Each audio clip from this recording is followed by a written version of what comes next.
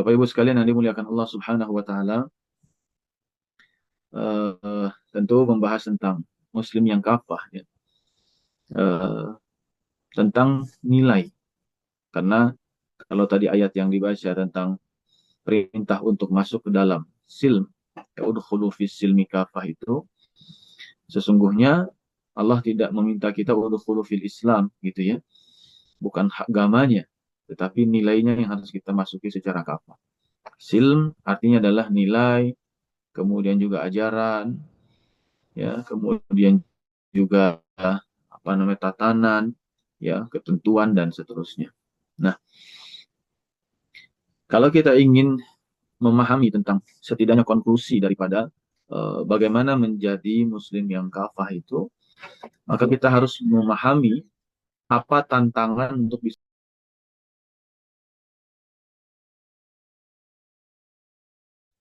Apa Ustaz suaranya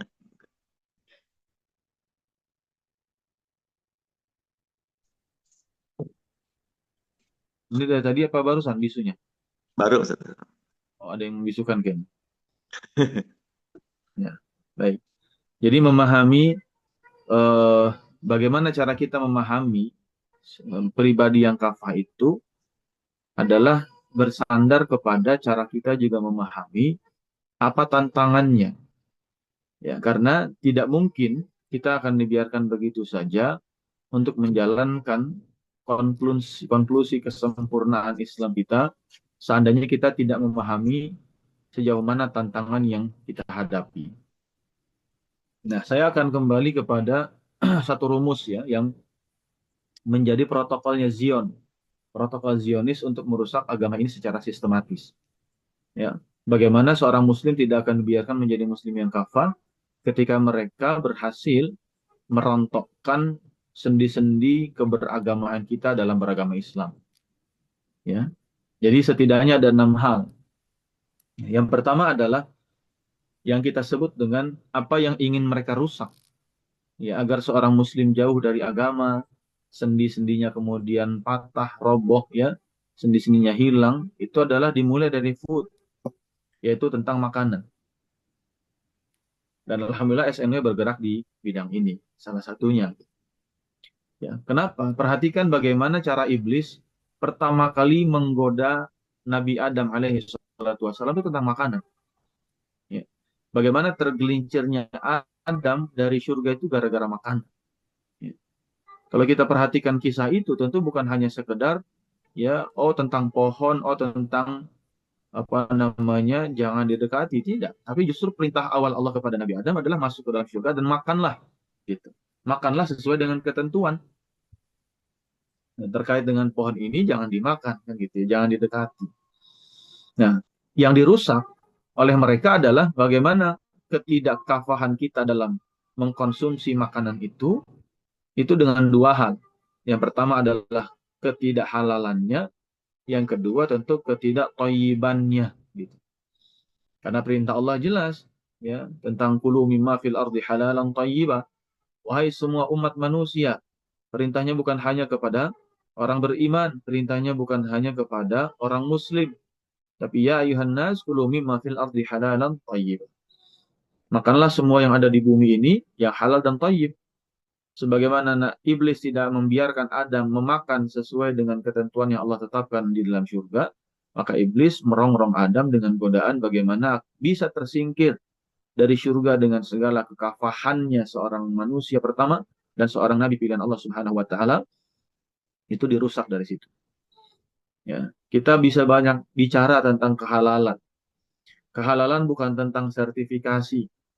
Ya, kehalalan bukan hanya ansih tentang sertifikasi, bukan hanya tentang labelisasi, ya, bukan hanya tentang apa namanya lembaga penjamin, ya, produk halal atau sertifikasi halal dan seterusnya.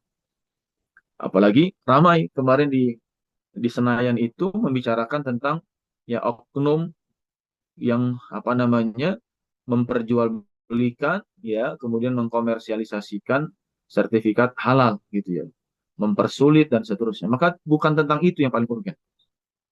Tapi bagaimana dengan Allah Subhanahu wa taala menyebutnya dalam Al-Qur'an, misalnya hurrimat alaikumul maitatu wad-damu wa lahmul khinzir wa ma uhilla bihi li ghairillah. Ada enggak ya apa yang kita makan itu dipastikan bahwa dia bukan bangkai, kan gitu. Ya, ya kalau misalnya dia bangkai,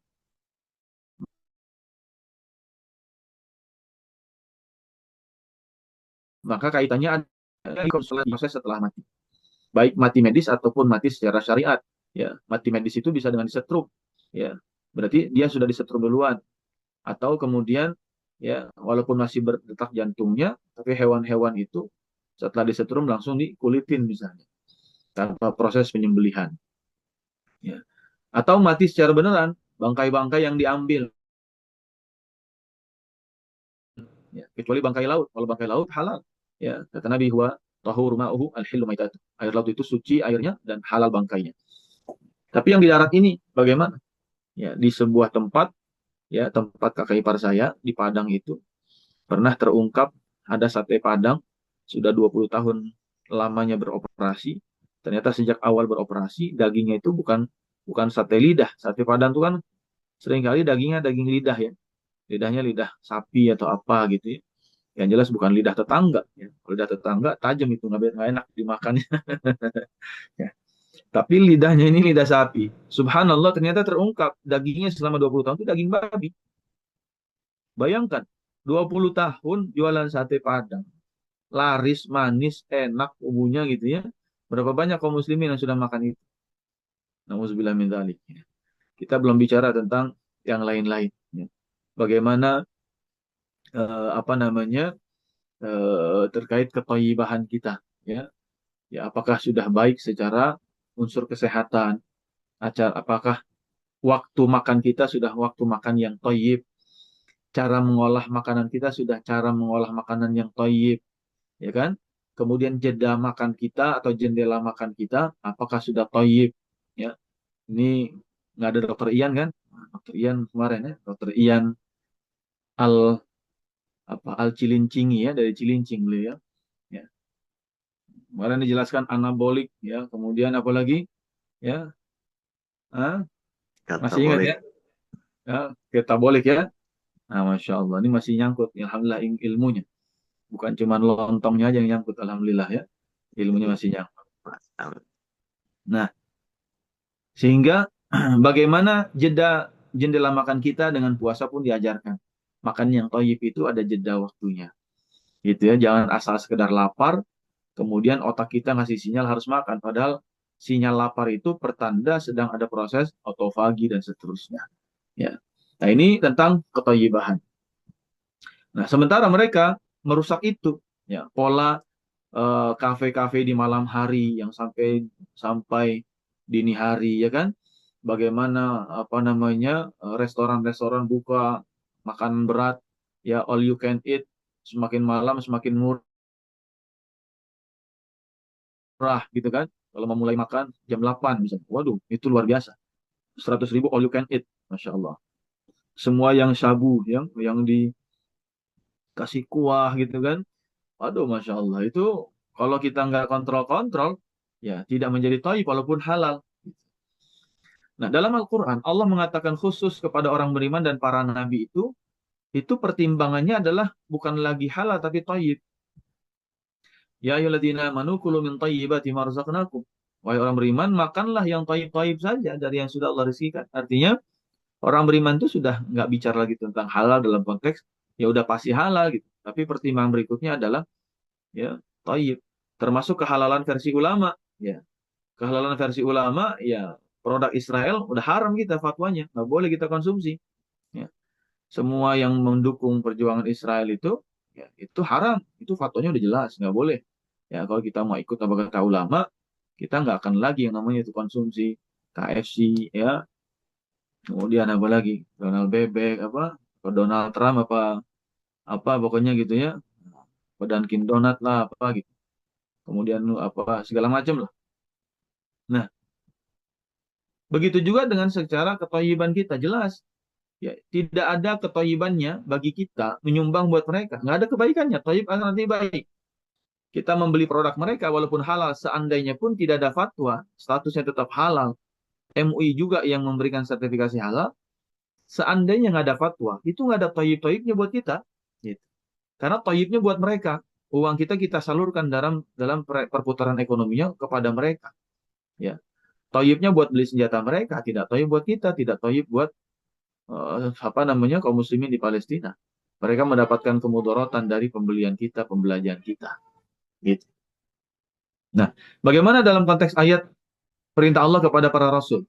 Ya ayyuhar rusul, kulu minat tayyibati wa'malu salihan. Wahai para rasul, makanlah hanya yang tayyib-tayyib saja. Tuh. Wa'malu salihah dan beramal salehlah. Ya. Makan yang tayyib diperintahkan sekaligus beramal solehlah. Pertanyaan paling sederhana, Rasul mana yang nggak ada amal solehnya? Gitu kira-kira. Allah manggilkan para Rasul. Nggak mungkin Rasul tuh amalnya di bawah rata-rata tuh nggak mungkin. Rasul duhanya seminggu sekali tuh nggak mungkin gitu. Ya. Kalau kita bisa jadi. Rasul tahajudnya sebulan sekali nggak mungkin. Ya. Itu kalau kita mah bisa jadi. Rasul puasanya jarang tuh mustahil. Rasul jarang zikir tuh mustahil. Tapi Allah perintahkan, ya ayyuhar rusul wahai para rasul, kulu minat tayyibat, makanlah hanya yang tayyib-tayyib saja, wa'malu salihah dan beramal salehlah. Apa kata para ulama tafsir? Bahwa ayat ini bukan untuk rasul, tapi para umat rasul. Kalau Anda ingin beramal soleh seperti rasul, maka lakukan makanan Anda seperti para rasul. Apa makanan para rasul? Hanya kulu minat tayyibat, hanya yang tayyib-tayyib saja. Artinya makanan kita semakin tayyib, semakin memudahkan kita untuk amal soleh sebenarnya. Gitu. Makanya kalau kita tidak perhatikan jendela makan kita, kadang-kadang berat untuk amal soleh kan. Kita tidak menakar secara toyib takaran makanan kita, sulit untuk beramal soleh. Bawanya ngantuk, berat badan, males jalan gitu kan, mager dan seterusnya. Nah ini tentang bagaimana mereka merusak itu. Maka kita masuk ke kafahan kita dari unsur F, yaitu food, makanan kita. Ya. Jadilah seorang muslim yang kafah, yang menjalankan tuntunan-tuntunan Al-Quran dalam konteks makanan, sebab kita sadar makanan kita banyak dirusak dari sisi ketidakthayyibahannya, ya, dari mulai pewarna, kemudian juga pemanis, perasa, pengawet, ya kan, ya, kemudian apa namanya pengalengan dan seterusnya, ya, semuanya bisa merusak. Begitu juga dengan apa yang kita makan, apa itu? Misalnya adalah obat-obatan, ya, farmasi kita, termasuk F-nya farmasi, ya, obat-obatan kita. Saya dapat satu judul artikel itu, judulnya apa? Seandainya kaum muslimin berpuasa dan menjalankan syariat puasa dengan sebaik-baiknya, maka dipastikan perusahaan farmasi banyak yang bangkrut. Gitu. Luar biasa. Obat alami itu adalah puasa, bukan obat yang dimasukkan. Ya. Dalam mengkonsumsi obat aja belum tentu menjadi thayyib, kecuali memang mau tidak mau kita konsumsi obat itu dan tidak ada pilihan lain. Ya. Tapi sejatinya, ya kemarin dijelaskan sama dokter Ian, ya, Masya Allah, bagaimana sel kanker dengan moving on fasting. Wah, semakin kita berpuasa, tidak mengkonsumsi apapun, dibawa gerak olahraga, keringat, maka sel-sel mati itu, sel kanker itu akan dimakan oleh sel-sel hidup yang sehat. Luar biasa. Ya, bagaimana dengan diabetes? Ya, kita meredam produktivitas insulin dengan tidak mengkonsumsi berlebihan. Akhirnya insulin stabil lagi. Luar biasa. Semua ada dalam bagaimana kita mengendalikan diri sehingga mereka merusak apa yang kita konsumsi dengan makanan yang tidak halal, dengan makanan yang tidak thayyib, dan justru dengan farmasi yang bisa mengakibatkan tubuh kita semakin sakit. Gitu. Nah, ini yang pertama. Yang kedua, yang mereka rusak adalah apa? Fashion. Cara kita berbusana harus kafah. Ya. Bagaimana Rasulullah SAW mencontohkan, pertama babnya adalah tentang satrul aurat, tentang menutup aurat. Bagaimana Allah Subhanahu wa taala mengatakan Al-Qur'an tentang menurunkan jilbab, yudnina alaihinna min jalabibihinna, ya kan? Bagaimana Allah mengatakan dalam Al-Qur'an wala tabarrujna tabarruja jahiliyatil ula, jangan tabarruj berhias bersolek sebagaimana ya, orang jahiliyah dulu bersolek dan berhias. Kemudian ya Allah juga melarang bagi setiap perempuan untuk menghentakkan kaki-kaki mereka agar gemerincing emasnya yang dipasang di pergelangan kaki terdengar, sehingga membuat para lelaki yang imannya tidak baik-baik saja, yang ada penyakit dalam hatinya, kemudian terpancing, gitu. Jadi semua diatur dengan batasannya. Fashion, ya, apa namanya? Kalau kita bicara fashion, bukan hanya tentang apa yang kita tutup aurat kita, tapi apa yang sesungguhnya hanya boleh ada di balik pakaian kita dan menempel dengan kulit kita, yaitu tentang perhiasan. Ya. Karena kaidah perhiasan itu adalah di bawah pakaian dan menempel dengan kulit, gitu. Anting itu ya di dalam pakaian, ya, dan nempel dengan kuping, ya. Jangan sampai di satu acara pernikahan, ya, pupu saya nikah, kemudian saya disuruh menjadi para penerima tamu, gitu ya, yang nyambut. Kemudian saya terperangah dengan seorang ibu-ibu yang datang, masya Allah, tertutup auratnya, tertutup, ya, tidak terbuka sama sekali, jilbabnya, kepala semua tertutup. Tapi yang membuat saya terperangah adalah sebab ternyata antingnya ada di luar jilbab, gitu ya. Saya bertanya-tanya, kok bisa? Gitu. Kupingnya di dalam jilbab, kok antingnya bisa di luar, gitu ya. Gimana cara nyantolinnya, begitu. Ya. Ini sudah keluar dari kaidah tabarruj tadi. Ya. Bisa bayang ya, jilbab tertutup, terus antingnya nongol gitu, Pak. Ya, bulat waktu itu saya lihat, bulat, gede gitu. Saya mikir, kok bisa kupingnya di dalam, antingnya di luar, itu gimana ceritanya? Masya Allah. Memang ibu-ibu paling jago dah kalau begitu ya. Ya, masang bros di mana-mana kan begitu ya. Kemudian kalungnya ditaruh, jilbabnya dilelet di leher. Kemudian kalungnya menjuntai panjang, masya Allah. Itu kalau liontinnya berat mungkin bongkok dia jalannya itu ya, luar biasa. Jadi masya Allah. Ya, Al-Quran sudah mengatakan tentang fashion. Nah, cara mereka adalah apa? Cara mereka adalah membuat kita tabarruj dengan fashion. Cara mereka merusaknya agar kita tidak kafah adalah membuka aurat kita. Tutup aurat, kendalikan fashion dengan kendalikan tabarruj kita. Ya, perhiasan, ya, mana yang sewajarnya kita kenakan. Ya, makanya dalam konteks zakat di fikih Syafi'i, seandainya seseorang membeli perhiasan di luar konteks kewajaran, agar dia lari dari zakat emas, dia mengatakan ini kan zakat perhiasan saya, ya, tapi punya cincin 20, ya, padahal jarinya cuma 10, gitu kan? Ini kan biar saya ganti-ganti saat itu tetap kena zakat. Kenapa? Karena dia lari dari konteks itu. Kalau normalnya cuma 2, 3 masih wajar. Gitu. Karena bisa jarinya kadang-kadang ya 2 kanan 2 kiri masih wajar lah. Gitu ya. Kecuali kayak siapa? Ya, yang gumerincing begini ya. Wah, cincinnya banyak begitu. Ya ini kan kita juga kadang-kadang terjadi di kalangan kita, betul ya? Apalagi di saat Lebaran. Ya, kalau udah Lebaran tuh, masya Allah, perhiasan pakai semua. Ya, semua jari dicantolin perhiasan, gelangnya, masya Allah, ya, gemerincing begitu. Ya, ini keluar dari konteks tadi. Islam yang kafah adalah Islam yang tidak membenci apa kebersihan, tidak membenci kerapihan, tidak membenci keindahan, tapi kemudian jangan dinormalisasi dengan berlebih-lebihan dalam bersolek dan berhias. Ya. Orang Indonesia ini kadang-kadang saya juga bingung juga gitu. Wajah putih gitu kan, bedak tebel ya. Subhanallah lehernya tapi belang hitam gitu kan, bingung juga kita. Ya. Untuk apa dipaksakan? Belum lagi kita bicara ya, anak-anak SD kita mungkin sekarang ini pensilnya sering hilang gitu ya. Kenapa? Karena suka dipakai ibunya buat pensilin alisnya gitu kan. Akhirnya tiap minggu beli pensil lagi itu anak-anak. Ya, alis di pensil-pensil. Ini zaman saya nggak tahu nih. Ya. Kayaknya dulu ibu saya nggak mensil-mensilin alis begitu ya. Masya Allah. Ini jembatannya dibuat sambung-sambung gitu ya alisnya. Luar biasa. Kemudian belum lagi lipstick habis, krayon anak diambil juga gitu ya. Buat buat masang di bibir. Ada konteks di mana kita dibatasi secara syariat bahwa ya namanya berhias itu ya bagian dari fashion yang menentukan ternyata kekafahan kita dalam beragama atau tidak.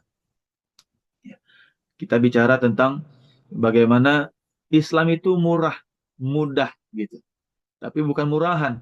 Ya. Saya selalu bilang daster 100.004 nutup aurat lebih mulia di sisi Allah dibandingkan pakaian yang semakin terbuka harganya semakin mahal. Ya, harga 1 juta bajunya pusar kelihatan misalnya. Itu di sisi Allah ya yang tidak ada harganya, tidak ada kebaikannya. Ya, bukan karena mereknya, bukan karena kemudian bahannya, tapi tentang menutup aurat atau tidak.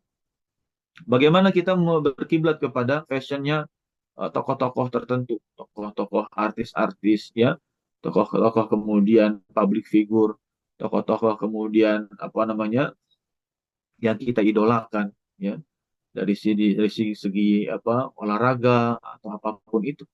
Dan kita seringkali mengacu kepada apa yang dia pakai, gaya rambut kita ngikutin, gitu kan?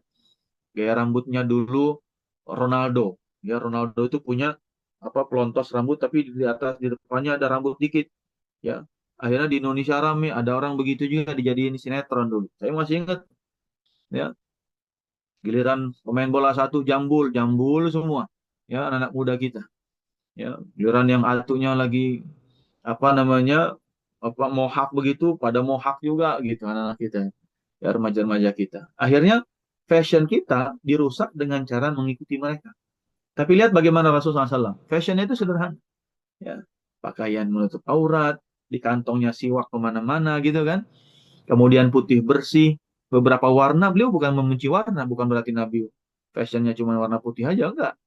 Dalam kitab Syamil Muhammadiyah itu Nabi kadang pakai baju warna merah, Nabi juga suka baju warna hijau, kadang Nabi suka pakai baju warna kuning, kadang putih, kadang hitam, dan seterusnya.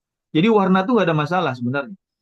Mau pakai warna pink nggak ada masalah. Asal kata kata Imam Ghazali jangan dipakai di tanggal-tanggal tertentu gitu. Kalau kita pakai warna pink tanggal 14 Februari, itu yang salah bukan warna pinknya, tapi waktu makainya. Maka silakan pakai di tanggal yang lain gitu. Untuk kita tidak menyetujui hari itu gitu, hari tersebut ya. Ya, kemudian juga misalnya seandainya warna oranye adalah identik dengan tahanan KPK, kita nggak apa-apa, nggak suka baju warna oranye, ganti baju yang lain, misalnya begitu. Jadi warna itu netral sebenarnya, asal tidak punya identitas tertentu sebagai simbol ketidakbaikan.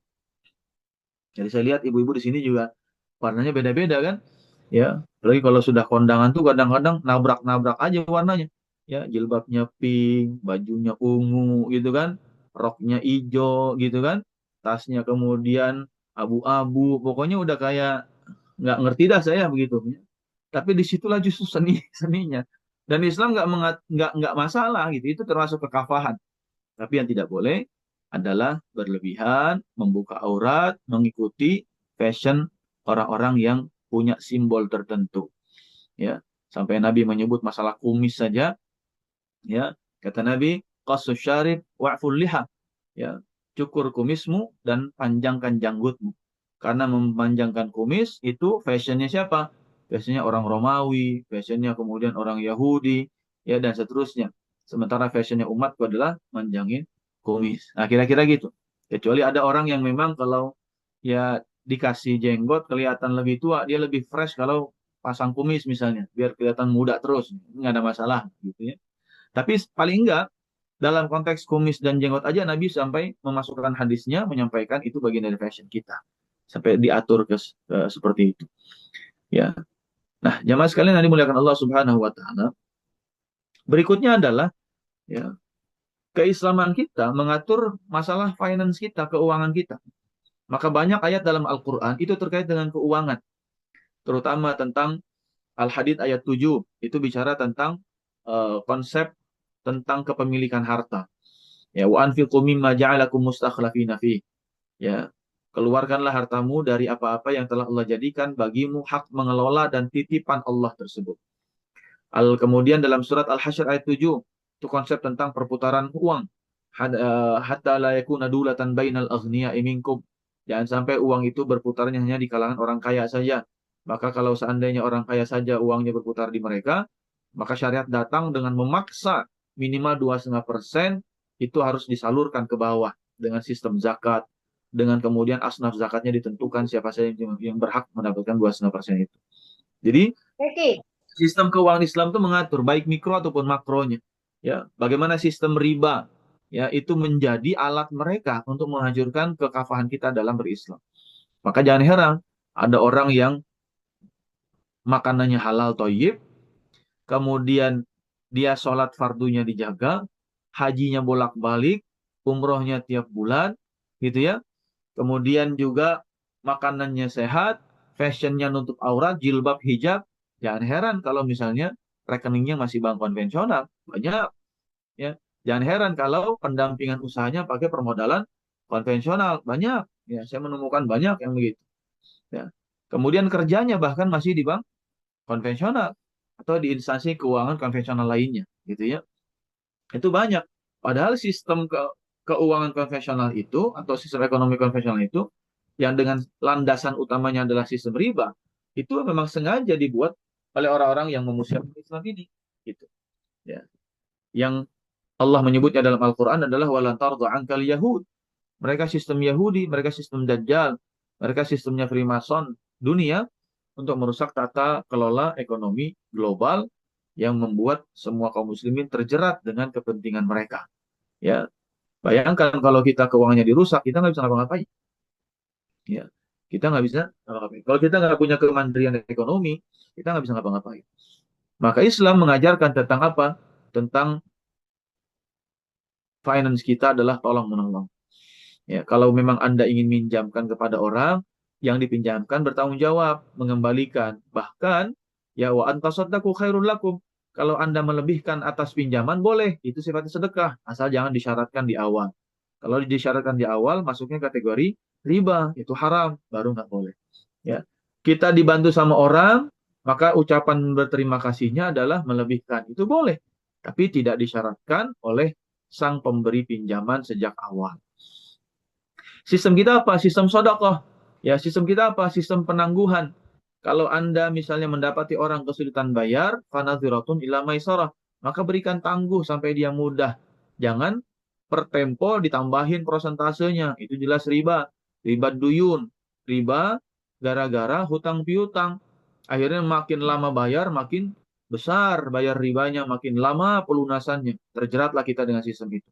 Ya, lihat yang pinjol. Wah, luar biasa. Ya, transaksi pinjol di Indonesia itu saya lupa data dari mana ya. Itu 4 triliun. Ya, itu transaksi pinjol di Indonesia. Yang paling banyak itu adalah Jawa Barat, Jakarta, Jawa Tengah, Jawa Timur, Banten. Pulau Jawa ini. Ya, saya nggak tahu ini ada yang dari Makassar ya kemarin ya. Ya. Paling banyak itu Pulau Jawa. Masya Allah. Dan yang paling banyak adalah ibu-ibu yang terjerat pinjol. Secara gender. Ya, secara profesi termasuk yang paling banyak adalah guru, bayangin. Ya, paling banyak guru.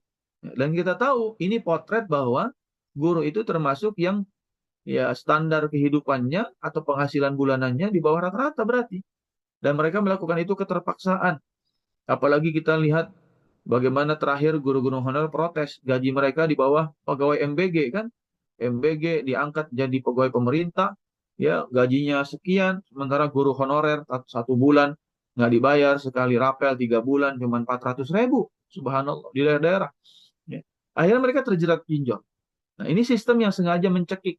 Kalau gurunya saja sudah melakukan itu, nggak mungkin mereka bisa lapang mendidik. Karena guru kan garda terdepan dalam pendidikan satu bangsa.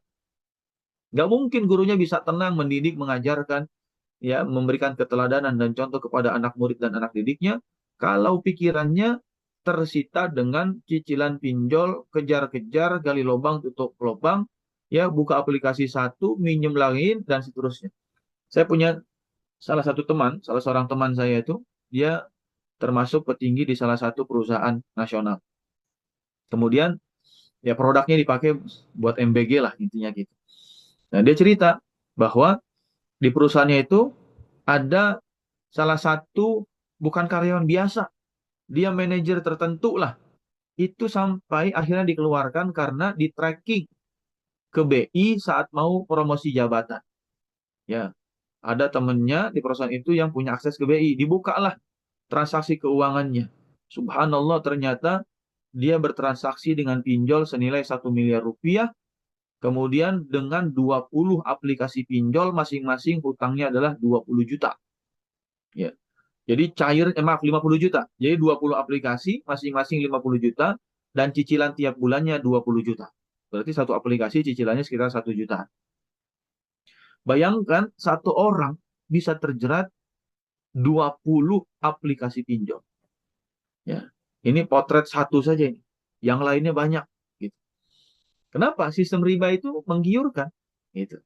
Ya, hutang, penangguhan waktu, lari dari tanggung jawab, ya, menunda pembayaran, menunda pelunasan dan kewajiban dan seterusnya ini ujung-ujungnya akhlaknya dirusak, tanggung jawabnya dirusak, ya kepeduliannya boro-boro kepada sesama, ya.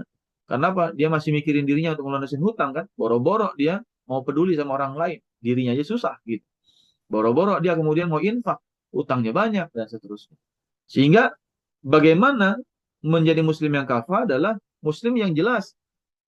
Kalau dalam konsep Al-Qur'an, konsep hadis Nabi SAW itu adalah konsep harta kan jelas. Min aina iktasabahu wa fima anfaqah. Dari mana Anda mendapatkan dan kemana disalurkan. Maka berpikir kita adalah jangan menyalurkan kalau kita nggak mendapatkan. Ya. Apa yang sudah kita dapat baru berpikir kita salurkan untuk apa. Ya. Ada dua model cerita. Ada orang yang pertama dia maunya makan apa, nanti uangnya dicari belakangan. Ini orang yang mau repot. Hari ini saya pengen makan steak, nggak ada duitnya, ya minjem. Tapi ada model orang kedua, hari ini saya punya uang berapa, bisa beli makan apa? Adanya 20.000, udah dia makan warteg 15.000, jadi beli nasi padang 12.000, selesai. Ya. Nah, pendekatan kita adalah pendekatan seringkali, ya, belanjanya dulu, baru mikirin pendapatan. Dengan ada toleransi, ya, defisit APBN 3% gitu kan, pengelolaan negara kita ini. Makanya anggaran pendapatan dan belanja negaranya itu harusnya bukan APBN tapi ABPN kalau saya, anggaran belanja dan pendapatan negara. Belanjanya dulu dipikirin kan, dirumuskan belanjanya, beli ini, beli itu, beli ini, baru dipikirin pendapatannya. Kalau kurang minjem lagi, kalau kurang minjem lagi. Terus begitu. Dan pengelolaan ini sampai ke tingkat kota, sampai tingkat kecamatan, sampai tingkat kelurahan, ya sampai tingkat RT RW bahkan. Ya. Dan jangan-jangan di beberapa organisasi kita juga begitu. Ya, bikin rancangan anggaran tahunan, RKAT, rencana kegiatan dan anggaran tahunan, ya anggarannya dulu ditulis kan, terbingung, duitnya dari mana, gitu kan? Sementara potensi keuangannya kita nggak ada. Ujungnya apa? Minta proposal, ngajuin, tidak ada kemandirian, tidak ada kemudian keberdikarian, tidak ada kemudian kebersamaan, tidak ada manajemen finansial yang baik. Sementara hadis Nabi sudah menjelaskan min aina tasabah. Kalau kita mau kafah menjalani sistem keuangan kita, maka lihatlah berapa yang kita dapat, baru dari situ kita berpikir belanja untuk apa. Kata Nabi SAW, ya, sisihkan sebagian kebutuhanmu kepada Sa'ad bin Abi Waqqas. Ya. Ambil sebagian kebutuhanmu, setelah itu kasih kepada istri dan anakmu, karena beliau cuma punya anak satu, dan sisanya silahkan kau gunakan di jalan Allah. Di jalan Allah saja disuruh yang paling terakhir. Gitu. Infakmu saja disuruh paling terakhir. Engkau sisihkan buat kebutuhanmu dulu, sebagai seorang laki-laki, sebagai suami, baru kemudian kepada istri dan anak-anakmu, sebagai tanggung jawab kewajibanmu, baru kemudian kau bisa gunakan buat jihad dan seterusnya. Itu berpikirnya dengan apa? Dengan yang didapat. Ya Rasul, saya punya sekian. Saya harus kemanakan nih uang saya? Gitu. Baru bicara tentang penyaluran. Nah, kita terjerat dengan riba itu kenapa? Karena maunya beli dulu. Gitu. Kita mau mempunyai dulu, tapi tanpa menakar berapa pendapatan kita. Ya. Tapi kan saya sekarang aman, saat saya bisa lah untuk minjam lah, gitu kan? Kan ada surat pengangkatan saya sebagai karyawan tetap. Kan ada list gaji saya, ya, 2 tahun terakhir misalnya atau 3 bulan terakhir. Subhanallah, di approve, ya, disetujui, BI checking aman. Tiba-tiba setelah tanda tangan, ya, di PHK sama perusahaannya, pusing dia sekarang. Nah, ini salah satu cerita. Ya, bingung, ya, mau gimana? Karena patokannya cuma surat pengangkatan sebelumnya. Ya, setelah berjalan sekian nggak lama, tiba-tiba di PHK. Akhirnya minjem lagi dengan yang lain terus begitu putaran. Maka kita harus berpikir jernih tentang kekafahan kita dalam konteks finansial kita. Ya, food, makanan, kemudian fashion, pakaian kita, dan finance, sistem keuangan kita. Nah, yang keempat adalah friction. Ya. Yang dirusak adalah perpecahan. Karena kita tidak akan diizinkan oleh mereka untuk punya unity, untuk punya kesatuan. Ya. Tidak akan dibiarkan oleh mereka untuk menjadi umat yang muwahhad, yang bersatu. Padahal ayat-ayat Al-Quran jelas. Wa'tasimu bihablillahi jami'an wa la tafarraqu. Berpegang teguhlah dengan tali Allah, jangan berpecah belah. Innamal mu'minuna ikhwatun fa aslihu baina akhwaikum. Orang beriman itu bersaudara. Teruslah islah, rekonsiliasi, perbaiki hubungan, ya. Jangan suka konflik. La yashar qaumun min qaumin, jangan suka menghina satu dengan yang lain. Ya, wa in ta'ifatan minal mu'minin naqtatalu fa aslihu bainahuma. Kalau sedang bertikai, duduk bareng, islah, rekonsiliasi sama-sama, selesaikan baik-baik, minta maaf, cari jalan keluar, cari solusi. Ya, tidak dibiarkan seorang dari kalian itu memunggungi saudaranya di atas tiga hari. Ya, tidak boleh kita cuek-cuekan 3 hari lebih, itu nggak boleh. Dikasih batas sama Rasul. Al-Quran bilang jangan suudzon. Al-Quran bilang kalau orang nyari ngasih informasi, tolong validasi informasi itu. Jangan gampang termakan isu. Jangan gampang kemudian terbawa arus informasi. Karena di situ ada hak saudara kita. Kan gitu. Ya, kalau kita nggak tahu Iran sama Israel itu seperti apa, tambah mana? Ya, di sosmed komentarnya macam-macam, umat Islam berpecah.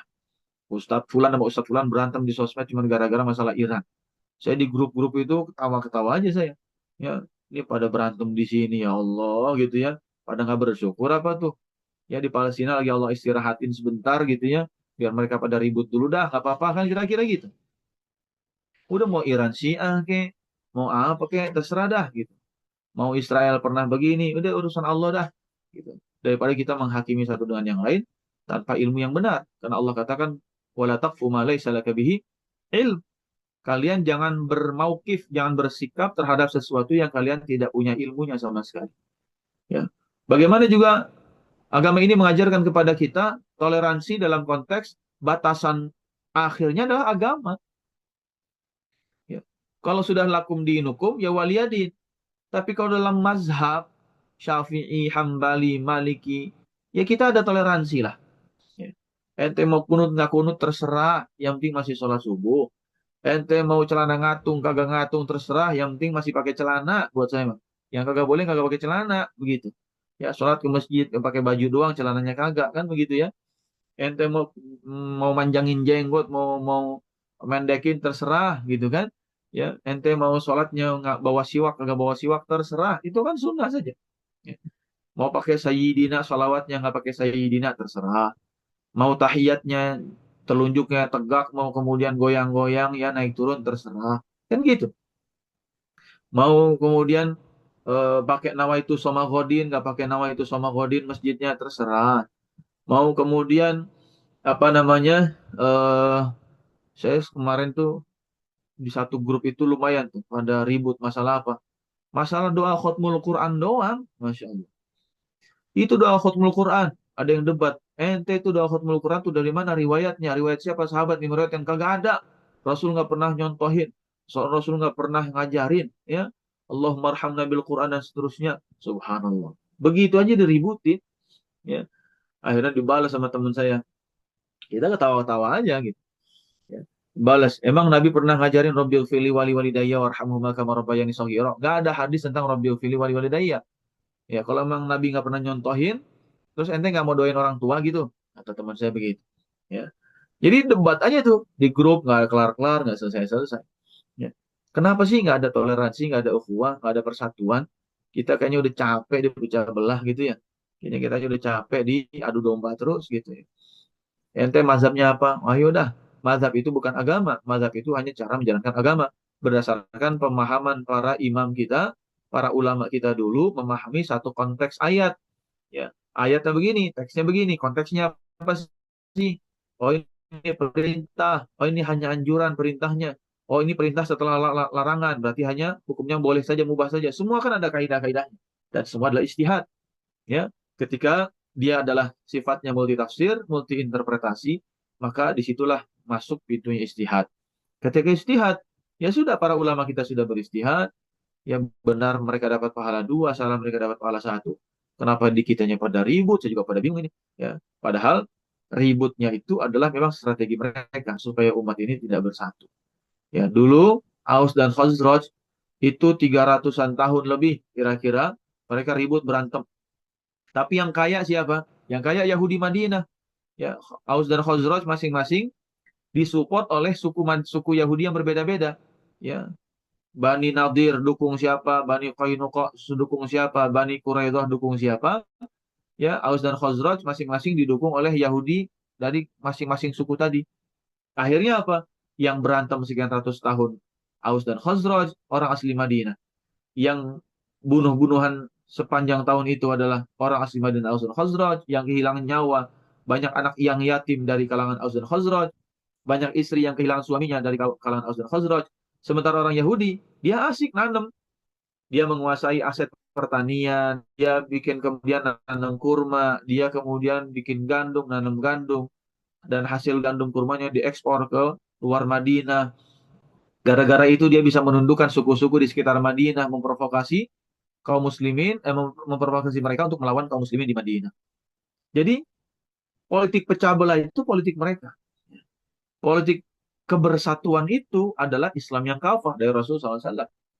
Makanya Nabi ketika datang ke Madinah pertama kali, salah satu cara Nabi adalah apa? Mempersaudarakan antara Ansor dan Muhajirin, antara Aus dan Khazraj. Gitu. Ini politiknya Muslim. Ya, peradaban Madinah itu peradaban persaudaraan dan peradaban mempersaudarakan. Ya, ini yang ke berapa itu? 4 ya. Nah, yang kelima adalah fantasi. Ya. Fantasi kaum Muslim ini banyak dirusak. Ya. Islam yang kafah itu bukan Islam yang berfantasi. Dan mereka menciptakan namanya dunia fantasi gitu kan. Yang pengennya happy-happy saja. Dunia fantasi disingkat jadi apa?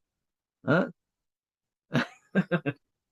Ya, itu terserah aja siapa yang mau nyingkat. Kalau saya mau nyingkatnya jadi apa? Duta aja duta gitu kan. Ya, dunia fantasi ya. Kalau Dufan ntar disangka tendensius saya kan gitu ya. Ya. Jadi dunia fantasi diciptakan di mana-mana. Orang pengen hidup happy-happy saja. Ya, fantasi yang hidup enak adalah hidup yang tidak ada beban gitu kan. Hidup yang kemudian santai, hidup yang kemudian tidak ada perjuangannya, hidup yang mageran, cuman ngelihat oh YouTube, kemudian tayangannya orang-orang kaya yang sukses gitu kan, di bawah angan-angan. Makanya jangan heran isinya YouTube apa? Unboxing mobil baru, unboxing rumah, ya kan? Kemudian home tour keliling rumah, orang pamer baju baru, orang pamer handphone baru, orang kemudian pamer jalan-jalan kemana gitu kan? Ya, orang kemudian perayaan ulang tahun mewah, semua konten-kontennya tentang bagaimana membangun fantasi yang tidak ada manfaatnya. Sementara Al-Quran datang membawa fantasi akhirat, ya, bagaimana surga digambarkan dengan segala bayangannya, segala fantasinya, dari mulai bidadarinya, sungai-sungainya, kebun-kebunnya, kasur-kasurnya, bantal-bantalnya, kemudian juga karpet-karpetnya, buah-buahnya, ya, dan seterusnya. Ya, kita dibangun fantasi kita harusnya fantasi akhirat, Bapak Ibu sekalian, bukan fantasi dunia. Ya, melihat ada orang mobilnya pintunya cuma dua gitu kan, melihat ada orang yang luar biasa, apa namanya? Dulu saya masih ingat ada orang flexing itu eranya flexing saldo ATM. Para public figure kita di Indonesia itu pada pergi ke ATM, terus cek saldo, layar hasil cek saldonya difoto, diupload di sosmed. Ya, ini saya bilang nih flexing luar, luar biasa ini.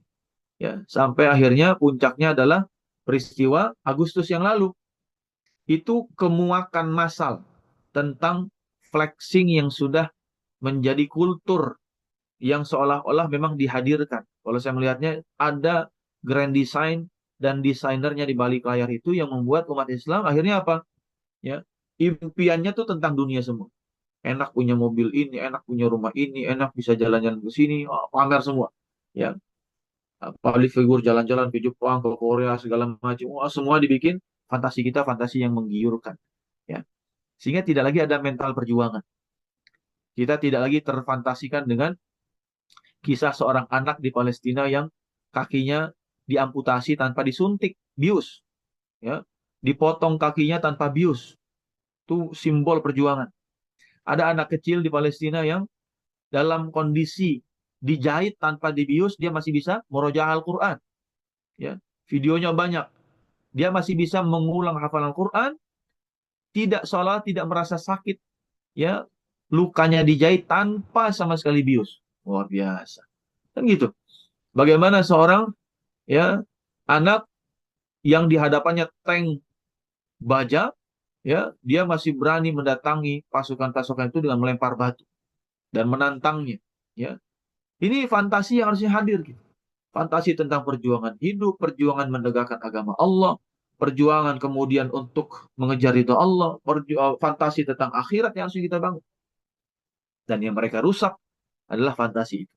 Ya, sehingga kekafahan kita terhadap agama ini diuji sesungguhnya sejauh mana kita mempunyai fantasi akhirat yang harus dikejar dengan perjuangan, bukan hanya dengan peruangan. Karena perjuangan dan peruangan itu beda huruf J saja, Bapak Ibu. Ya, bagaimana ketika orang menghamba kepada uang dengan bagaimana ketika orang menjadikan dunia sebagai ajang perjuangan. Ya. Ini yang kelima. Ya. Kemudian yang keenam, ya, bagaimana konsep tentang Islam yang kafah ini adalah tentang apa yang bersifat film atau screen layar. Ya, kita sekarang dibuai dengan macam-macam. Propaganda itu propaganda film, ya. Propaganda cerita, ya. Cerita yang didesain oleh sutradara, ya. Kita tidak lagi berkisah tentang cerita-cerita yang didesain sama Allah, ya.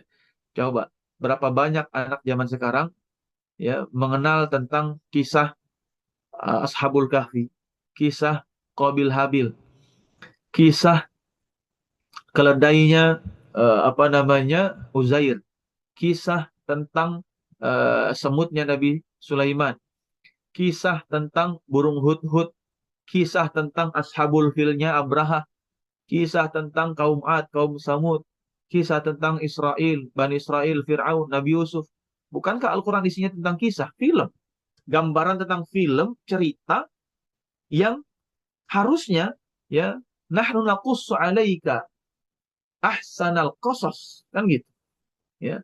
Kami sampaikan kepada kalian sebaik-baik kisah, sebaik-baik film. Seandainya, guru saya bilang, seandainya ada pemberian Nobel dari Allah, maka kisah Nabi Yusuf, cerita Nabi Yusuf, film Nabi Yusuf, itu menjadi film terbaik sepanjang zaman. Karena Allah mengatakan, nahnu naqussu 'alaika ahsanal qasas. Kisah terbaik, film terbaik itu kisah Nabi Yusuf. Nah sekarang, coba lihat anak-anak kita. Nonton filmnya apa? Kan gitu ya. Generasi sekarang, nonton filmnya apa? Ya, kartun yang melenakan, yang kemudian juga propaganda tentang Ghazul Fikrinya bisa pakai film. Zaman dulu, percintaan itu hanya putih abu-abu, melalui film lah. Kemudian pacaran itu sudah mulai putih merah, gitu ya. Bukan lagi putih biru, tapi sampai putih merah. Sampai di satu sosial eksperimen TikTok, salah satu akun TikTok itu pernah mengcapture, ya, saat peristiwa SCBD. Kalau yang orang Jabodetabek mungkin tahu ya, ketika peristiwa apa namanya Citayam Fashion Week waktu itu, SCBD. Ada seorang yang diwawancara, laki-lakinya umur 6 tahun, perempuannya umur 5 tahun. Ya, Dek, kamu ke sini datang berdua? Iya. Iya, Om. Kamu berdua ini adik kakak? Bukan, Om. Terus kamu berdua apa ini? Kami pacaran, Om. Bayangin. Ya, laki-lakinya 6 tahun, perempuannya umur 5 tahun. Emang udah berapa lama jadiannya? Baru sebulan, Om. Kamu udah dikasih hadiah sama pacar kamu? Udah, Om. Dikasih apa? Dikasih tas, Om. Terus udah punya panggilan kasih sayang? Udah, Om. Apa panggilannya? Ayah bunda, Om. Masya Allah. Ya, umur 6 tahun, 5 tahun, Bapak Ibu. Ya, pacaran, udah jadian 1 bulan, jalan-jalan ke Sudirman, Jakarta, gitu ya. Mau melihat fashion, apa, Citayam Fashion Week. Terus sudah sempat ngasih hadiah. Apa itu? Tas, gitu. Terus sudah punya panggilan ayah bunda, begitu. Masya Allah. Ini gara-gara apa? Gara-gara film tontonan, cerita orang dibawa ke dalam cerita diri kita. Ya. Islam yang kafah itu adalah Islam, seorang muslim yang kafah adalah muslim yang menghasilkan cerita baik. Bukan terkontaminasi dengan cerita kehidupan orang, dipaksakan harus masuk ke dalam cerita hidupnya. Gitu. Ya. Ketentraman hati kita ketika kita mensyukuri cerita kita. bukan memaksakan cerita orang ada pada diri kita. Apalagi kalau cerita hidupnya adalah cerita hidup yang kemudian penuh dengan sekali lagi angan-angan fiktif gitu ya, angan-angan yang palsu, bayang-bayang masa depan yang ya kemudian penuh dengan ya sesuatu yang melenakan gitu ya, yang buat kita bisa jadi tidak malah menjadi inspirasi, malah kadang-kadang bisa menjadi faktor yang membuat kita depresi. Kenapa sih saya nggak seperti dia? Saya padahal mau seperti dia. Ya, kenapa kok hidup saya begini? Padahal kayaknya saya lebih baik dan lain sebagainya. Maka hati-hati dengan apa yang kita saksikan. Ya, jangan mudah kita menerima apa yang kita lihat ya di layar-layar handphone kita, di layar-layar televisi kita, di layar-layar laptop tablet kita, bahkan di layar-layar bioskop kita. Karena disitulah semua propaganda akan hadir. Ya, game online hadirnya di layar handphone kita. Berapa banyak anak-anak kita terpapar dengan game online yang pada akhirnya membuat mereka, ada satu kasus itu, seorang abang membunuh adik kandungnya sendiri. Gara-gara adiknya mengambil koin nyawa dari game online abangnya. Abangnya marah. Dan kemudian dia mengekspresikan dengan menghabisi adik kandungnya sendiri. Bagaimana kasus Medan? Seorang anak umur 12 tahun membunuh ibu kandungnya sendiri. Kenapa? Karena ternyata biasa bermain game yang tusuk-tusukan begitu, bunuh-bunuhan. Terinspirasi dari apa yang ada di layarnya, dibawa ceritanya ke dalam kehidupan. Di layar itu dia bisa bunuh siapapun, akhirnya di kehidupan dia bunuh ibu kandungnya sendiri. Nauzubillah min dzalik. Maka kendalikan apa yang kita lihat, kendalikan apa yang kita tonton, ya, kendalikan apa yang ada di layar-layar anak kita, Instagram, TikTok. Saya setuju dengan peraturan Komdigi, Kementerian Komunikasi Digital itu, bahwa sejak tanggal 23 Maret, anak di bawah 16 tahun tidak boleh punya akun sosmed. Saya setuju. Kalau perlu malah di bawah 12 tahun, ya, di bawah usia SD. Karena ya maaf di bawah 18 tahun malah. Ya, karena usia kematangan itu standarnya di kita adalah KTP, ya. 17 tahun bisa ber-KTP, 17 tahun bisa ber-SIM, maka harusnya 17 tahun baru bisa punya akun sosmed. Tapi ditoleransi menjadi 16 tahun ya. Nggak ada masalah lah, masih mending. Ya, supaya anak-anak kita ini terkendalikan ya apa yang mereka saksikan di layar-layar. Termasuk kita Bapak Ibu. Coba kalau ibu-ibu sering ngelihat layar handphonenya setiap dibuka misalnya aplikasinya Shopee mulu gitu ya. Ya Islamnya nggak akan kafah nanti. Dikit-dikit belanja gitu ya. Sholat enggak. Ya Allahu Akbar, Shopee gitu kan. Akhirnya beli Shopee dulu gitu. Ya, gimana Islamnya mau kafah kalau layar handphonenya isinya Shopee mulu kan begitu ya. Nah, ini yang bisa saya sampaikan. Ya, 6 hal ini paling tidak bingkai kita. Ya, perhatikan betul makanan kita, perhatikan betul fashion kita, perhatikan betul ya pengelolaan keuangan kita. Ya, kemudian perhatikan betul bagaimana kebersatuan kita dalam satu cita-cita besar, ridha Allah dan agama Islam yang mulia, jangan gampang dipecah belah, dan bagaimana dengan fantasi kita tentang akhirat, dan bagaimana tentang apa yang ada di layar-layar kita, jangan sampai meracuni cara dan pola berpikir kita, serta cara kita menjalani kehidupan. Wallahu a'lam bishawab. Assalamualaikum warahmatullahi wabarakatuh. Waalaikumsalam warahmatullahi wabarakatuh. Masya Allah, jazakallah Ustadz Azam ya telah menyampaikan berbagai macam sisi yang harus kita perhatikan bagaimana kita menjadi seorang muslim yang kafah ya terkait juga dengan tadi protokol Zion ya agenda Zionis yang mempunyai misi untuk menghancurkan sisi kekafahan kita dalam Islam dari berbagai macam sisi tadi yang tadi disampaikan. Bapak Ibu sekalian, sebelum nanti kita buka ruang tanya jawab, nanti tanya jawab bisa ditulis di chat atau nanti bisa langsung uh, di mikrofonnya dibuka ya. Sebelum itu, mari sama-sama kita foto dulu ya, foto bersama. Silakan Bapak Ibu yang masih off cam dibuka kameranya dulu. Kita akan lakukan foto bersama pada tugas silakan. Di sini ada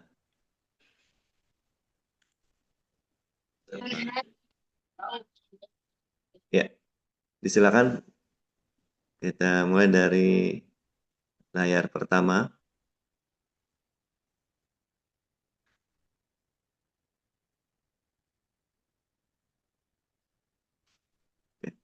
Berikutnya layar kedua.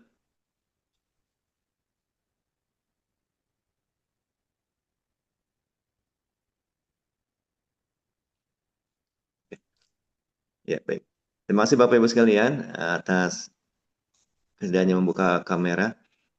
Baik, selanjutnya kita akan melakukan tanya jawab ya. Pertama dari saya dulu nih, Ustaz Azam. Tadi Mhm. dari berbagai macam hal yang disampaikan, ini kalau saya merasa ini kalau ini sebuah protokol Zion, ya saya ini korban perang nih Ustaz gitu ya.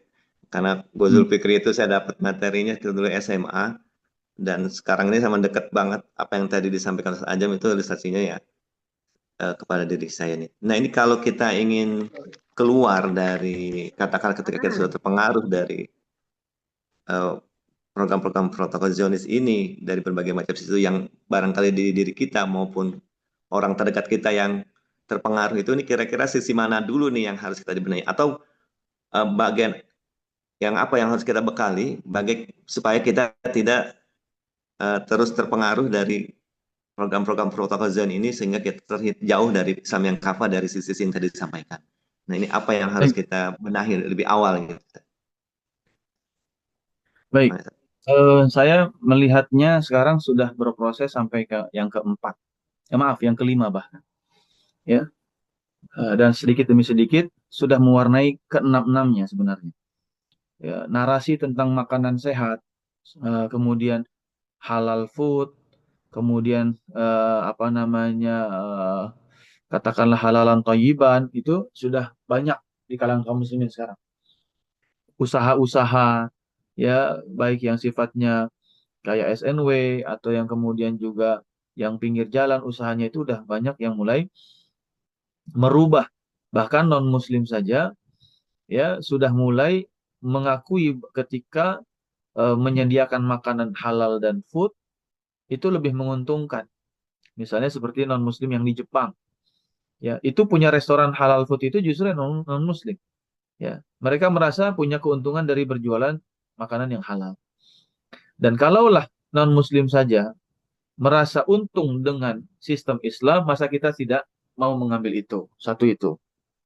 Kemudian tahun 85 itu pertama kali kira-kira kurang lebih mulai adanya narasi hijab di Indonesia, ya kan? Tentang bagaimana berjilbab, ya. Dan sekarang ini makin berkembang. Dulu mungkin mendapati muslimah yang berjilbab bisa dihitung jari di jalan-jalan. Sekarang mendapati muslimah yang tidak berjilbab malah bisa bisa dihitung jari gitu di jalan-jalan. Artis-artis gitu kan. Banyak yang hijrah, pakai jilbab, hijab, bahkan tidak sedikit yang bahkan sampai pakai cadar, niqab dan seterusnya. Ya. Dan saya mensyukuri itu. Ya, kepada Allah Subhanahu wa taala kita mensyukuri bersama. Finance mulai 92 itu masuk pertama kali didirikan Bank Muamalat di Indonesia kan tahun 92. Sekarang sistem ekonominya luar biasa. Sampai beberapa bank itu merger ya unit usaha syariahnya BNI Syariah, kemudian Syariah Mandiri sama BRI Syariah gabung menjadi BSI ya sekitar 5 atau 6 tahun yang lalu gitu. Kemudian pegadaian syariah, perbankan syariah, kemudian juga eh, misalnya BPRS syariah, dulu masih cuma BMT doang, Baitul Mal wa Tamwil gitu kan.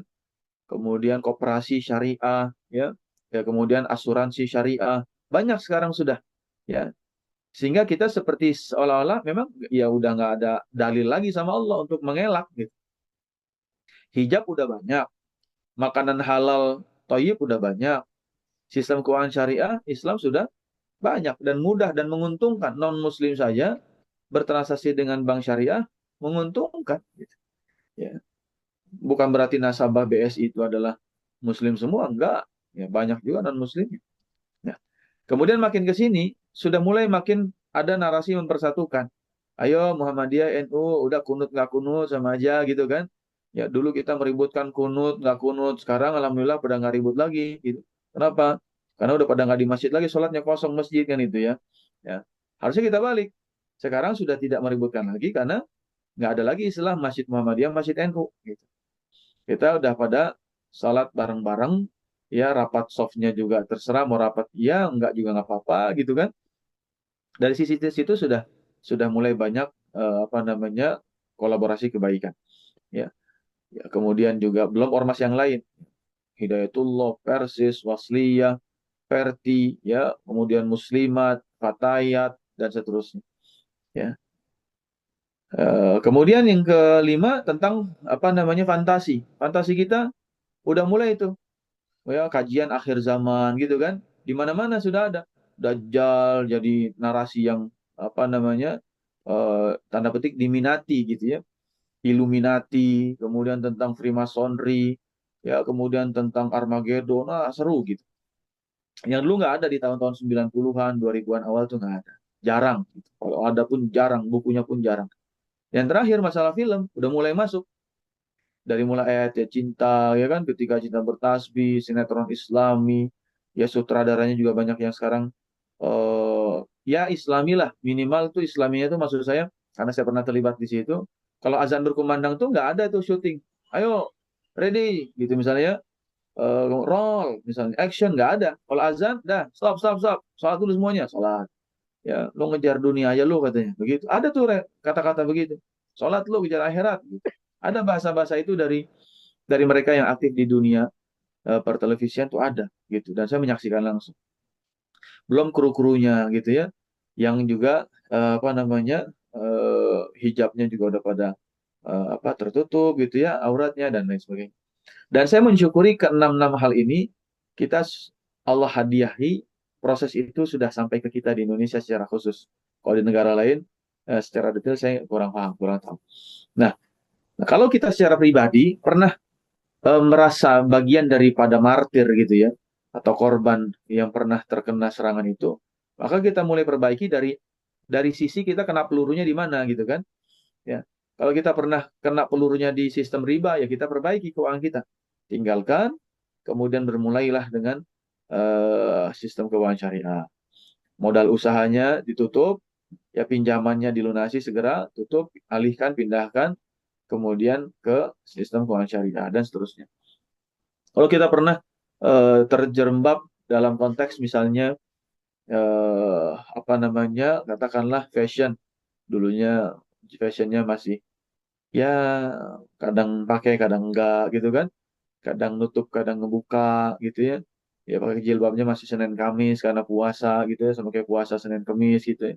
Kalau nggak Senin Kamis nggak pakai jilbab misalnya, atau pakai jilbabnya kalau habis pulang umroh doang mau berangkat gitu, atau pas lagi Lebaran doang kan dulu gitu ya. Ya udah sekarang tinggalkan, alhamdulillah udah mulai.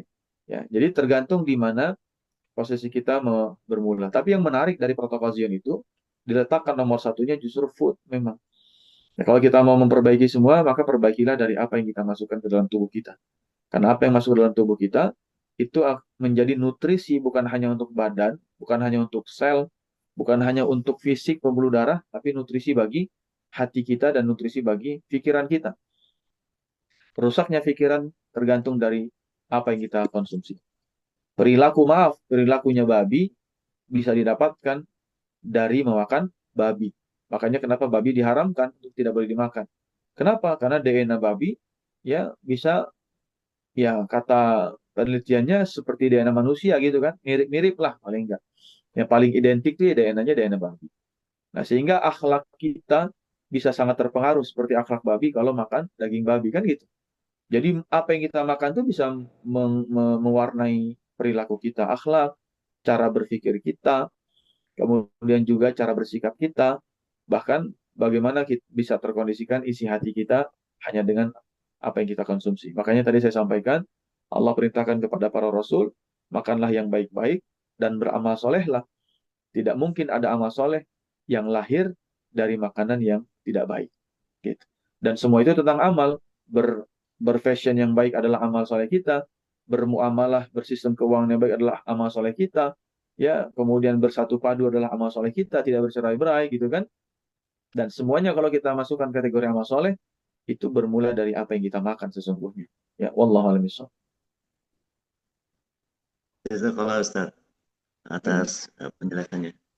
Bapak Ibu sekalian yang di Zoom, barangkali yang ingin bertanya langsung bisa raise hand terlebih dahulu, nanti untuk dibukakan mikrofonnya.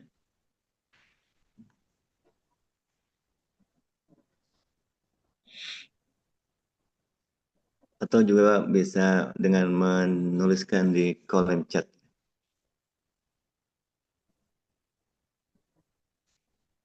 Ustaz, satu lagi Ustaz dari saya nih sambil menunggu yang lain. Kalau tadi ya di Al-Quran surat Al-Baqarah itu kan seruannya kepada orang beriman untuk masuk Islam, Islam kafah. Di surat yang lain, di surat Al-Hujurat kalau nggak salah, itu ada orang yang bilang beriman dikatakan kamu belum beriman tapi kamu udah berislam. Nah ini hikmah dari surat Al-Baqarah itu, kenapa yang diseru itu orang beriman tapi untuk masuk Ya, Islam seperti itu?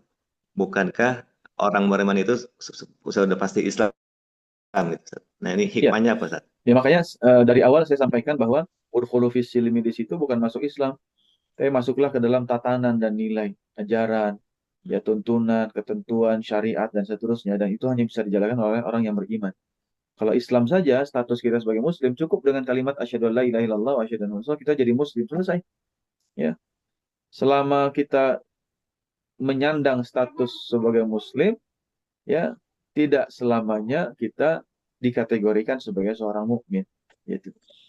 Makanya mulai setelah asyhadu an la ilaha illallah wa asyhadu anna Muhammadan rasulullah menjadikan kita sebagai seorang Muslim, untuk sholat kaitannya langsung iman. Alladzina yu'minuna bil ghaibi wa yuqimunas shalah. Qad aflahal mu'minun alladzina hum fi sholatihim khashi'un. Ara'aital ladzi yukadzibu biddin itu adalah fawailul lil musallin. Kan gitu. Alladzina hum an sholatihim sahud. Udah mulai pendusta agama kalau sholatnya bermasalah. Berbicara zakat juga sama. Ya, adalah apa? Walladzina hum fi amwalihim haqqun ma'lum lisa'il mahrum. Kemudian wa mimma razaqnahum yunfiqun. Semua tentang iman. Ya, puasa juga sama. Ya, kutiba alaikumusiyam itu panggilannya ya ayyuhalladzina aman. Jadi masuk ke dalam silmi itu bukan masuk kepada Islam, ya. Karena kalau masuknya ke dalam Islam sebagai sebuah agama jelas Islam sebagai agama itu inna dina indallahi Islam. Kalau masuklah ke dalam Islam, ayatnya pasti mengatakan ya ayyuhalladzina amanu dzkhulu fil islami kafah gitu. Sementara Islam itu adalah entitas atau satu entitas agama gitu. Satu keutuhan agama yang kalau kita masukin di situ banyak nilai yang disebut dengan silm tadi. Ya, Allah Ustaz.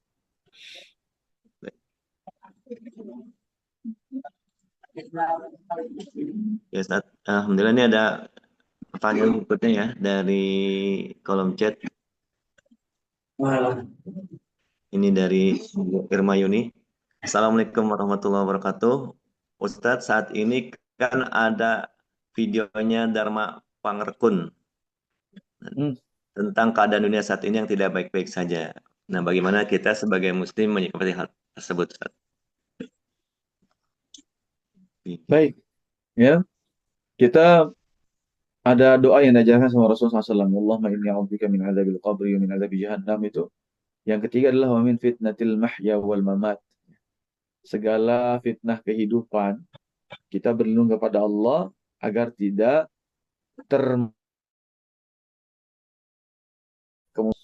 tereduksi iman kita gara-gara fitnah itu, tidak tersibukkan dengan fitnah itu. Ya Allah selamatkan kita dari segala fitnah. Yang Nabi sudah menyampaikan juga jauh-jauh hari. Saya ala ummati zamanun, ya akan datang kepada umatku satu zaman di mana terjadinya saling ribut, berantem, bercerai-berai, perang dan seterusnya. Dan kalau itu terjadi kepada kalian, sampai kalian pada zaman itu, kata Nabi, masuklah ke rumah, kemudian duduklah, kunci pintu, kemudian sarungkan pedang, kemudian banyak zikir. Apa artinya? Kalau yang berkonflik langsung bukan kita, maka kita lebih baik menyelamatkan diri kita dan keluarga kita kembali dengan satu ayat, Qu anfusakum wa ahlikum nara. Ya, jaga betul diri kita dan keluarga kita. Basis kita adalah keluarga kita. Jaga anak-anak kita, jaga kemudian pasangan, jaga keluarga besar kita, orang tua kita dan seterusnya. Sehingga pondasi utama dalam entitas masyarakat global itu kan keluarga. Jangan kita ikut-ikutan masukkan keluarga kita ke dalam fitnah itu. Sarungkan pedang maknanya adalah jangan ikutan perang gitu ya, kecuali kita menjadi bangsa yang memang secara langsung diserang. Ya, ayatnya beda lagi. Ya, udzina lil ladzina yuqataluna bi annahum zulimu. Diizinkan kalian untuk berangkat perang, membela diri ketika kalian diserang. Ya, Indonesia secara militer sekarang tidak dalam kondisi diserang. Ya, kita mencermati, kita taat kepada instruksi pemimpin, ya mereka yang sudah dipilih, ya kemudian sudah meneguhkan janjinya di depan Al-Quran gitu ya, menjaga keutuhan NKRI ini, ya kita percayakan, kita doakan pemimpin kita yang baik-baik, ya mudah-mudahan bisa mengambil keputusan yang baik, tetapi dalam ranah kita secara pribadi dan keluarga, kita bermohon kepada Allah dijauhkan dari segala fitnah kubur, fitnah apa namanya, azab akhirat, kemudian fitnah dajjal, dan yang paling penting adalah fitnah kehidupan ini. Ya, karena hidup ini adalah sejatinya banyak fitnah dan ujiannya. Ya, dan banyak zikir. Sebagaimana hadis Nabi, nanti kalau sudah muncul dajjal, maka ikatlah istri-istri kalian dan anak-anak putri kalian di rumah kalian, di tiang-tiang rumah kalian. Apa maknanya? Jangan biarkan perempuan-perempuan keluar rumah. Apa maknanya? Karena yang nggak paling gampang termakan fitnah itu adalah perempuan. Ya, bukan berarti diikat benar-benar di tiang rumah. Ya, jangan, kesian. Ya, tapi maknanya adalah secara konotasinya jaga betul, lindungi betul, pagari betul kaum perempuannya. Ya, baik kebutuhan mereka, baik pikiran mereka. Karena kalau perang begini pasti yang stres ibu-ibu kan. Ya, yang perlu ditenangkan pikirannya adalah gimana dapur tetap nyala gitu Betul. kan, kompornya kan gitu. Ya, bagaimana Shopee tetap tetap mampir ke rumah gitu kan. Ya, karena itu panggilan, selain panggilan azan, itu panggilan yang paling dirindukan itu. Ya, paket itu sama ibu-ibu tuh begitu. Tandanya roda ekonomi keluarganya masih berputar. Ya. Jadi tenangkan mereka, ya kemudian jaga kebutuhan mereka, keselamatan mereka, dan itu ada di tugas setiap laki-laki. Ya. Allahumma shol. Baik, Ustaz. Ini terakhir, Ustaz, pertanyaannya. Eh, Sebelum kita akhiri ya tadi. Dari Bu Zulfa. Sekarang banyak sekali promo-promo produk yang berbasis Islami yang ternyata diproduksi oleh non-Muslim ya. Nah, ini bagaimana cara kita untuk memfilter atau membentengi keluarga kita agar produk-produk tersebut tidak masuk ke atau kita pakai di keluarga kita. Ya. Selama menjadi produk yang tidak ada substitusinya, ya kita nggak ada masalah. Ya, tanggung jawab kita baroah terhadap itu. Ya, tetapi selama ada penggantinya, maka prioritas kita adalah tadi saya sampaikan halalan thayyiban, itu juga maksudnya adalah thayyib bagi siapa uangnya itu. Kita membeli ini thayyibnya buat siapa? Ya, kalau thayyibnya buat sesama kaum muslimin silahkan. Ya, biarlah uang itu berputar di sesama kaum muslimin. Ya, donat halal, ya dia thayyib, ya buat orang yang nggak sakit diabetes, donat thayyib kandungannya.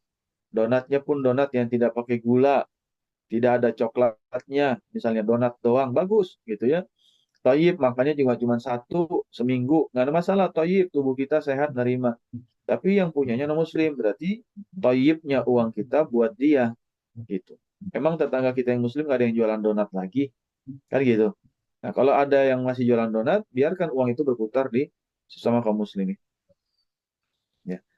Nah, kalau misalnya sifatnya produk-produk yang sifatnya besar gitu ya, ya kita cari tahu saja. Cari tahu di Google siapa CEO-nya, ya siapa pemiliknya, siapa pendirinya, ya siapa yang punya, dan seterusnya. Ya, biasanya bisa tertracing tuh, bisa tertelusuri. Oh, ini punya ini, afiliasinya ke sini dan seterusnya. Atau kalau kita nggak tahu, tanya sama yang lebih tahu. Pak, kalau saya beli ini aman nggak? Ini punya siapa? Ya, dan seterusnya misalnya. Ya, sharing lah dengan sesama kaum muslimin, karena kita berjihad itu bukan hanya jihad militer. Salah satu jihad yang termasuk besar adalah jihad dalam konteks ekonomi kita sendiri. Ya, Wallahu a'lam. Alhamdulillahirrahmanirrahim. Jazakallah Ustaz atas penjelasan. Bapak Ibu sekalian yang berbahagia, kita sudah memasuki waktu akhir dari kajian duha pagi hari ini. Mudah-mudahan apa yang disampaikan oleh Ustaz Azam, penjelasan dan juga arahannya bisa kita kandungi dan kita bisa laksanakan di dalam kehidupan sehari-hari. Nah, untuk itu, sebelum akhir kita bersama-sama kita mohon kesediaan dari Ustaz Azam untuk menutup dengan doa di kajian pagi ini.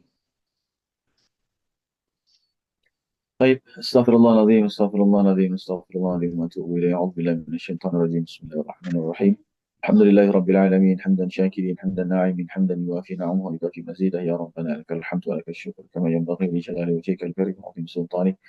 اللهم صل على سيدنا محمد وعلى ال سيدنا محمد. اللهم اعنا على ذكرك وشكرك وحسن عبادتك. اللهم اغفر لنا ذنوبنا ولوالدينا وارحمهم كما ربونا صغارا. اللهم تقبل منا إنك أنت السميع العليم، وتب علينا إنك أنت التواب الرحيم. اللهم أرنا الحق حقا وارزقنا اتباعه، وأرنا الباطل باطلا وارزقنا اجتنابه. ربنا عليك توكلنا وإليك أنبنا وإليك المصير. أنت ولينا في الدين والدنيا والآخرة. توفنا مسلمين وألحقنا بالصالحين. اللهم حبب إلينا الإيمان وزينه في قلوبنا، وكره إلينا الكفر والفسوق والعصيان، واجعلنا من الراشدين. اللهم أحينا بحياة العلماء وأمتنا بموت الشهداء، واحشرنا في زمرة الأولياء، وأدخلنا الجنة مع الأنبياء بغير حساب. ربنا ظلمنا أنفسنا وإن لم تغفر لنا وترحمنا لنكونن من الخاسرين. ربنا هب لنا من أزواجنا وذريتنا قرة أعين واجعلنا للمتقين إماما. ربنا لا تزغ قلوبنا بعد إذ هديتنا وهب لنا من لدنك رحمة إنك أنت الوهاب. ربنا آتنا في الدنيا حسنة وفي الآخرة حسنة وقنا عذاب النار، والحمد لله رب العالمين. Alhamdulillah sekali lagi terima kasih Ustaz Azam Zakallah sudah menampingi kita di bulan Ramadan ini mengisi kajian-kajian duha, dan juga kepada Bapak Ibu sekalian yang telah hadir di kajian duha pagi ini. Mari sama-sama kita akhiri kegiatan ini dengan kita membaca doa kafaratul majelis. Subhanakallahumma wa bihamdika Nika asyhadu an asyhadu an la la ilaha ilaha anta astaghfiruka astaghfiruka wa wa atubu ilaik. atubu ilaik. Dari saya mohon maaf apabila ada kesalahan. Bila taufiq wal hidayah. Assalamualaikum warahmatullahi wabarakatuh. Waalaikumsalam Waalaikumsalam warahmatullahi warahmatullahi wabarakatuh. Saya pamit ya Bapak Ibu, mohon wabarakatuh. Assalamualaikum Kita warahmatullahi wabarakatuh. jazakallah khair. Sehat selalu Ustaz. wabarakatuh. Terima Terima kasih kasih, Pak Ustadz Pak. Azam. Ya Bapak Ibu terima kasih banyak. Mohon maaf izin untuk mematikan ruang Zoom. Terima kasih. Selamat beraktivitas kembali. Assalamualaikum warahmatullahi wabarakatuh. Salam. Waalaikumsalam. Waalaikumsalam. Terima kasih Mbak Ari. Wabarakatuh.